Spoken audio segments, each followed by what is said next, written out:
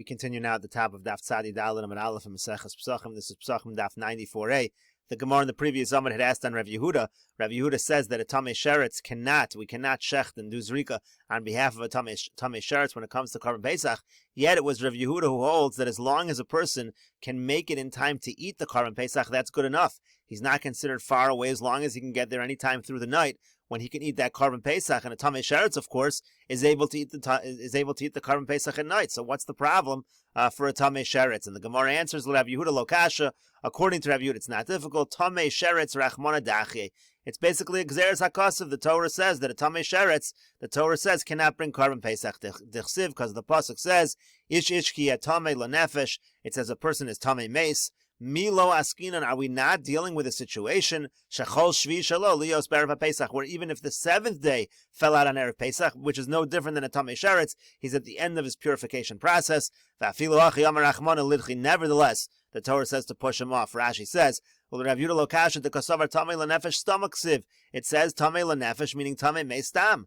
V'afilu shvi shalo b'mashma, even if he's on the last day. Kidukim na bidach pirkim. We said that in the other parak. The savar lo command damar tmei meis mitzvah hayu shechol shvi shalan b'erev Pesach. That's what we quoted earlier. That this holds like the mandamar that the people in the story in the Chumash when they were tamei meis, they came to Moshe Rabbeinu. They were on the seventh day on erev Pesach. They were on the seventh day of their purification process. And the Gemara continues, Tana Rabban and the rabbis taught, Hayomid chutz lamodiim. Let's say a guy is outside of Modiim. So he's really is derech rechoka, he's far away. However, v'yachol ikanes besusim uvapradim. But if he wants to, he can get on some horses and he can get there quickly. He'll be able to make it on time. So he is far away, but he can get there on time. What's the halacha? Yachol yehei chayev. I might think that in such a situation, he's chayev because he could get there on time. Talmud Lomer v'derech lohaya. It says in the pasuk he was not on the road. V'halohaya b'derech. This guy was on the road, therefore he does have a patur. He is patur in this situation.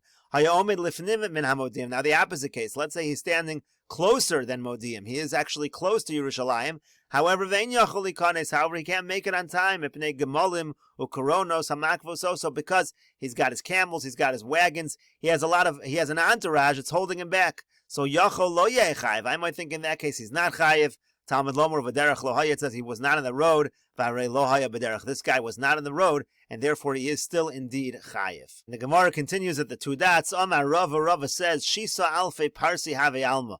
The world is 6,000 parsos.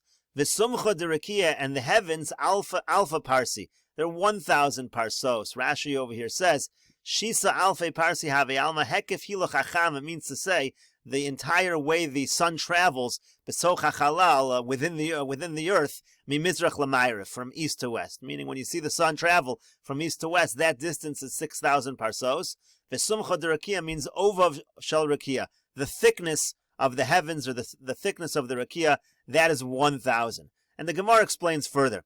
Chada Gemara v'chada svara. One of these things he learned from a tradition, and the other one he extrapolated from logic. And Rashi says, Chada Gemara shisa alfi parsi di alma gomer havim Rabbi. The fact that the world is 6,000 parsos, that he learned from his Rebbe.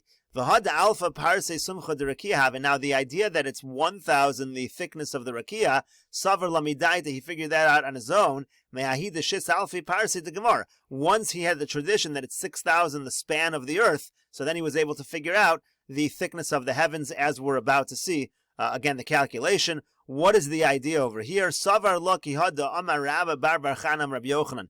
The idea is that he holds like that which Rabba bar Chanam said in the name of Rabbi Yochanan.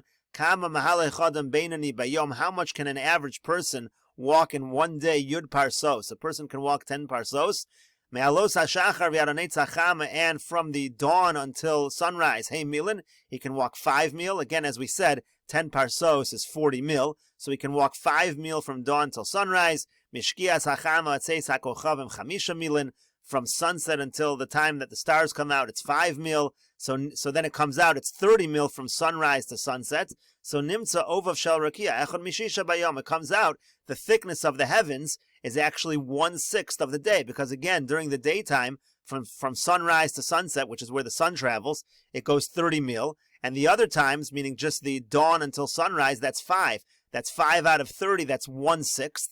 5 times 6 is 30, so therefore that's what he did the math over here. He said if it's 6,000 parsos, the span of where the sun travels, the span of the earth, So then the thickness of the heavens is going to be 1,000 parsos. It's going to be 1/6 the amount. And the Gemara continues. Meisvei, we have a question from a Brisa. Rabbi Yehuda Omer, Rabbi Yehuda says, Ovyav shal rakia echad me'asara biyom.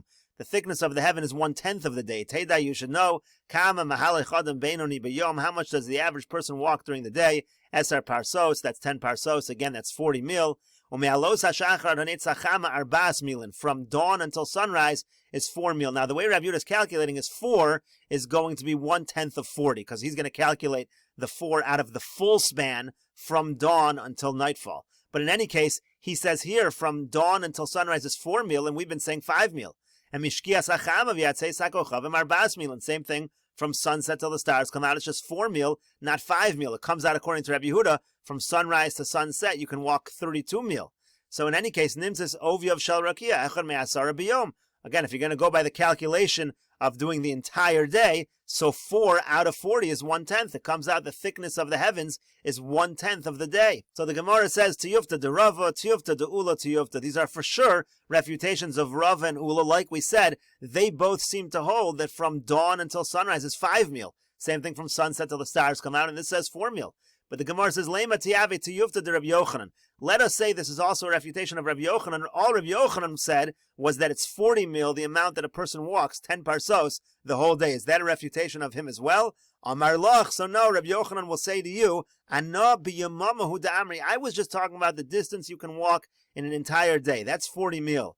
For Rabbanan who dekato, it's the later Rabbanan who made a mistake. The kachashvan the kidma v'chashocha, they made a mistake in calculating how much of that you travel from dawn until sunrise and from sunset until nightfall. That was a mistake on their part. I never said that it's 5 mil from dawn until sunrise. That is what, again, that's what Rava said. That's what Ula said. But Rabbi Yochanan, according to Rabbi Yochanan, that may not be part of Rabbi Yochanan's statement. Rabbi Yochanan had just said that it's 40 mil for the entire day. And the Gemara further asks, Lema tiave tiyufta de Rabbi Chanina.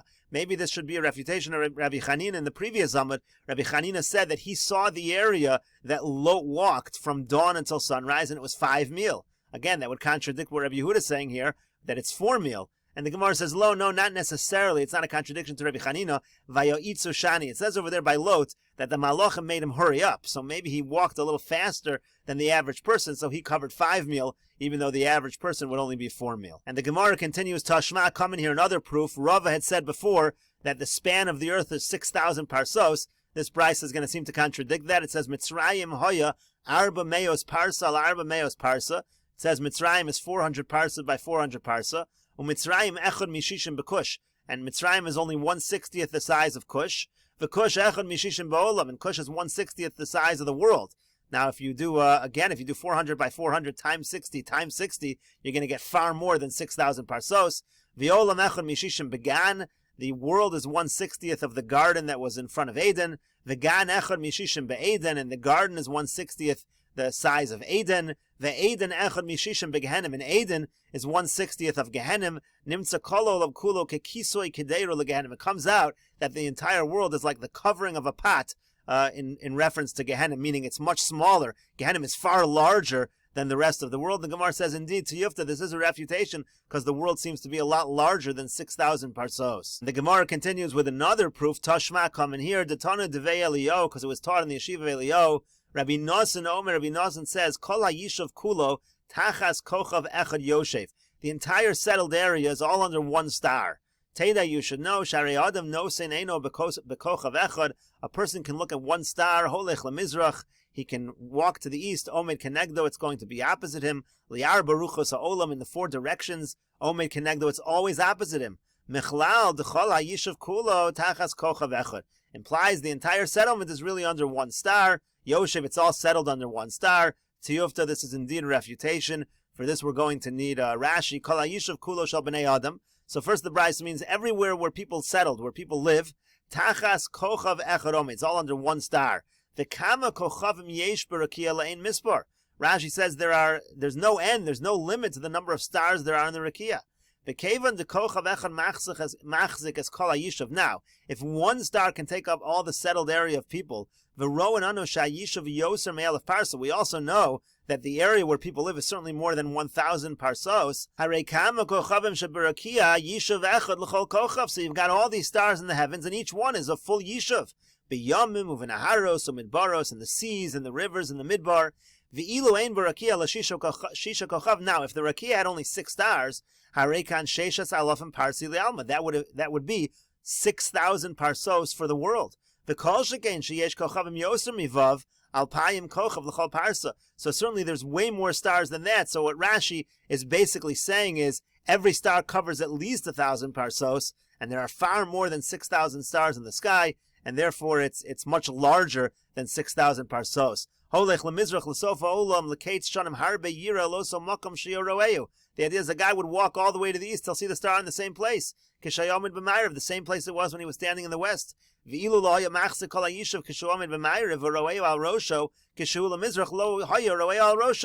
the star didn't take up that whole span, so then if he would be in the east and it's above him, it's not going to be above him in the west, and vice versa. It would be diagonal. The way he walked. So from the fact that you see no matter where the person goes, the star is right above him. So the star covers the whole yishuv. And again, the yishuv is far more than 1,000 parsos, and there's much more than 6 stars in the sky. That proves again that the world is much larger than 6,000 parsos. The Gemara continues with another proof, Tashma, common here, Agola B'Tzafon, the constellation called Agola is in the north, V'Akrev B'Dorom, the constellation Akrev is in the south. The entire settled area of the earth is between these two constellations. Rashi will explain this. Now also the entire area where people are settled is only 1 hour. It takes up 1 hour in the day. Because meaning the sun only for 1 hour is really right above the yishuv, right above where people live. 1 hour in the day. Teda, you should know, in the 5th hour of the day, the sun is in the east. In the 7th hour of the day, it's already in the west. Halfway through the 6th, halfway through the 7th, Chama Omedes Barosh Kaladim. That's when the sun is right above us to Yufta. So this is indeed a refutation. And Rashi over here explains, first of all, Agola Osan Kochavim Hasuim Ka'agola V'hu Mazel Shor. It's the stars, they look like a calf. That's called the Mazel Shor, the Mazel of the ox. Ben Agola La'akrev, between the calf and the scorpion. Velosha Machze Kolavish Beneim. Now it doesn't mean that between Agola and Akrev, that's the whole yishuv. There's stars between Agol and Akrev. And every single star is an entire yishuv. So obviously the distance between Agol and Akrev is much more than the yishuv. It just means that the yishuv where people live is between these two constellations. Every person looks to the north, will see Agola, Uvidromo Akrev, and we'll see in the south, we'll see Akrev. So that's not really measuring the distance of the yishuv. It's just saying that every person looks to the north will see Agola, everyone who's in the yishuv, and everyone who looks to the south will see Akrev, everyone who's in the settled part of the world. This is the key part of the proof. The area where people live, the sun is only right above that for 1 hour during the day. Meaning chatzi sheish v'chatzi sheva, meaning half of the 6th hour and half of the 7th hour. Basically, right around noon, a little before noon to a little after noon, that's when you're going to have the sun above the yishuv, above people. Cham omed is barosh kaladim. For 1 hour, the sun is above people. Roa hacham al rosh. If you look up, a person will see the sun above his head. That's the 1 hour that the sun is keneged hayishuv. Now that's only 1 hour of the day. The sun continues to travel for 11 other hours. So that means again, it's far larger. To Yuvta de Rava, that's a refutation of Rava. To Katani de Midbaros, V'yamim, V'naharos, Machzikos, Achad Aser, Shira Yishuv. It comes out the empty areas of the earth. The wilderness, the seas, the rivers, those take up 11 more sections of the Yishuv. They're 11 times as large as where the people are settled. The Kachazina de Yishuv Gadol. Now we know that where the people are settled is very large. V'nimtza ola olam l'kamal payim tiyufta derava. Comes out, you got to multiply the whole world, wherever people live, multiply by another 11 in order to get the entire size of the world. Again, much larger than the 6,000 parsos of Rava. And the Gemara continues, Tashma, coming here, Damar Rabbi Yochanan ben Zakkai. Rabbi Yochanan ben Zakkai says, Ma teshuva hashivaso baskol la'osa Russia. What teshuva did the baskol respond to that Russia? B'shah sha'amar, at the time that the Russia said, Elal b'masei av adam al elyon. I'm going to go up, climb up the thickness of the earth, I'm going to climb up to the heavens. Rashi says, La'osa Rasha Nebuchadnezzar was saying that he was going to rebel against HaKadosh Baruch Hu. He was going to ascend against HaKadosh Baruch Hu. So Yotzta Baskol V'Amra Lo, a Baskol came out and said to him, Rasha ben Rasha, wicked, the son of the wicked. And we'll continue with this discussion in the next video on Daf Tzadi Dalid Amud Beis.